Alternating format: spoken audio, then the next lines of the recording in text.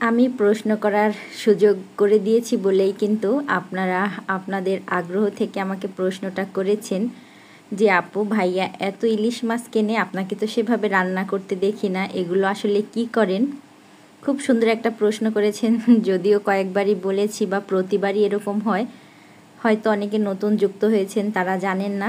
আসসালামু আলাইকুম, সবাই কেমন আছেন? আশা করি সবাই ভালো আছেন। আমরাও আলহামদুলিল্লাহ বেশ ভালো আছি। প্রতিবারের মতন এই তো আপনাদের ভাইয়াও অনেক অনেক ইলিশ মাছ কিনেছে, কয়েকবারই কিনেছে। একদিনে তো কেনা সম্ভব হয় না ছুটির দিন ছাড়া, তো ছুটির দিনগুলোতেই বাজারে যায় আর এভাবে ইলিশ মাছ কিনি। ইলিশ মাছগুলো হচ্ছে সংরক্ষণ করতে হয় আমাকে 2-3 দিনের মতন ফ্রিজে রেখে, পরবর্তীতে যখন সময় সুযোগ হয় প্রতিবারই কিন্তু আত্মীয় স্বজনের বাসায় পাঠানো হয়। আর বছরে একবারই তো মাছগুলো দেওয়া হয়, তাই আত্মীয় বাড়িতে মাছগুলো দেওয়ার সময় কিন্তু কোনো কৃপণতা করি না। তাতে আমার ফ্রিজে থাক বা না থাক নিজের জন্য, নিজের হাতে চাইলেই যে কোনো সময় বাজার থেকে কিনে আনতে পারবো। আত্মীয় স্বজনদের যখন দেওয়া হয় তখন তো তাদের বারবার দেওয়া হবে না, তাই সবাইকেই মোটামুটি কম বেশি করে মাছ দেওয়া হয়। এখন যেই অংশটুকু দেখছেন মা মাছ কাটতেছে, এটা হচ্ছে বাসায় আসার পরে বাবুকে নিয়ে বাড়িতে যাওয়ার সময় মাছগুলো নিয়ে যাওয়া হয়েছিল আর সবার পর্যন্তই ওই দিনই পৌঁছানো হয়েছে। আর এই একটা মাছ ফ্রিজে রেখেছিলাম, আমরা তো আর খেতে পারিনি, যে এসে তারপরে হচ্ছে খাওয়া হবে।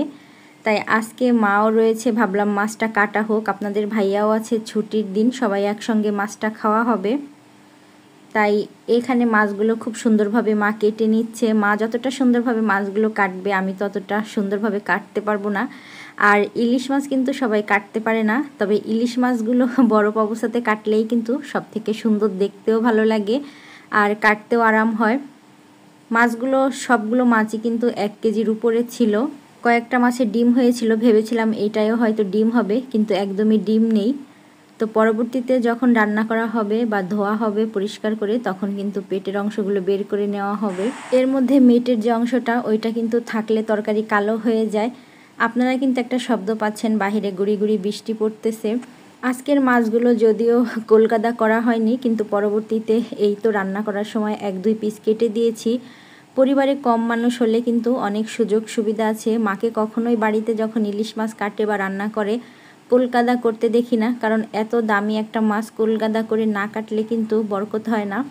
এখানে মা কিন্তু মাছগুলো পানির মধ্যে দিয়ে লবণ, তারপরে হচ্ছে কাঁচামরিচ, হলুদ আর কিছু দিয়েছে পেঁয়াজ।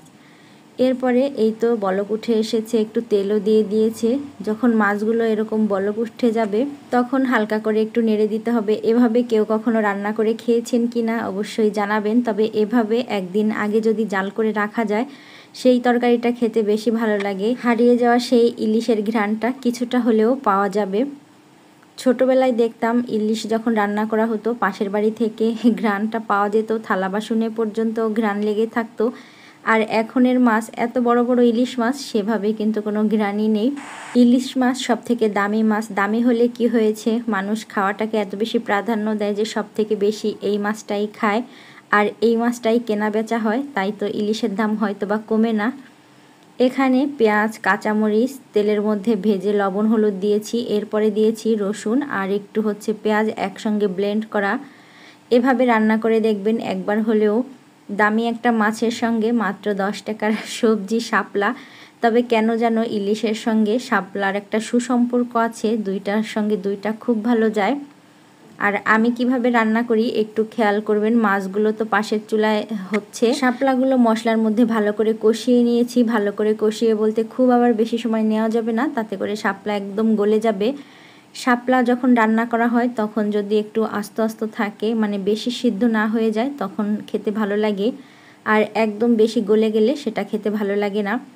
এইভাবে মাছের উপর দিয়ে দিয়ে বেশ কিছু সময় 1-2 মিনিটের মতন জাল করে নামিয়ে নিয়েছি। মাছগুলো যেহেতু সিদ্ধ করাই, শাপলাও সিদ্ধ হতে বেশি সময় লাগে না, তাই বেশি সময় সিদ্ধ করা যাবে না। এই মাছের পাশাপাশি আরও কিছু মাছ রান্না হয়েছে, সেগুলো আর ভিডিও করা হয়নি। ইলিশ মাছের পাতলা ঝোল একটু বেশি পছন্দ করি, খেতেও ভালো লাগে, তাই এভাবেই রান্না। যারা ইলিশ মাছের ঝোল খেতে পছন্দ করেন এইভাবে রান্না করে খেয়ে দেখতে পারেন, খুবই ভালো লাগে। ভিডিওটি দেখতে দেখতে হয়তো অনেকেই ভুলে গিয়েছেন যে দেখার শুরুতে একটি লাইক দিতে হবে। মনে করিয়ে দিলাম যাতে ভুলে না যান। যারা প্রতিদিন আমার ভিডিও পেতে চান, এখন পর্যন্ত আমার এই ছোট্ট পেজটি ফলো করেননি, চাইলে ফলো করে রাখতে পারেন নতুন নতুন সব ভিডিও পেতে। দুপুরের খাবার দাবার খেতে খেতে সবার থেকে বিদায় নিয়ে নিব। খাবার তো আলহামদুলিল্লাহ অনেক বেশি মজার হয়েছে, খাবার ভাবেই বুঝে যাচ্ছেন হয়তো। আজ এই পর্যন্তই, পরবর্তী নতুন কোনো ভিডিওতে কথা হবে। সেই পর্যন্ত সবাই ভালো থাকবেন, সুস্থ থাকবেন। আল্লাহ হাফেজ।